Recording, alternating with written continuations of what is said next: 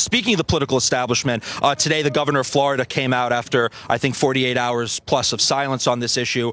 He is the leading opponent in the polls in the primary to President Donald J. Trump. He's seen as the opposition to Trump within the party. And he finally gave a statement. He talked about it being a Soros DA, which was fine. But then he used the opportunity to attack and smear the president in a form of a cheap shot, which we viewed as totally unacceptable. He had a moment where he could have rose to the occasion, acted like a statesman, united the party, united the country, and simply called this for what it is, a politicized prosecution. But he chose instead to use that stage today and attack the president with a lowball, cheap shot, when he knows, as well as everyone knows, that this is a witch hunt, and they're going to do it against him in due time if he becomes a political threat. At the present, he's clearly not a political threat because they're coming after Donald J. Trump and not Ron DeSantis, as great of a governor as he has been. So I definitely wanted to call that out today and call out many of the people in the Republican Party who have frankly been silent.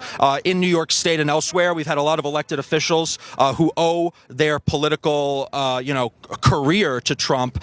They would have been nothing without him, and they've been completely silent on this. And it just goes to show that despite this being one of the, biggest stories politically happening, and probably in a generation, having a president come down here in handcuffs, they're all quiet. They're still talking about St. Patrick's Day and whatever else. So it's a real shame that we have a party that can't stand for anything, and then it takes like a ragtag group of a few dozen people to come down here and let our voices be heard. So I just wanted to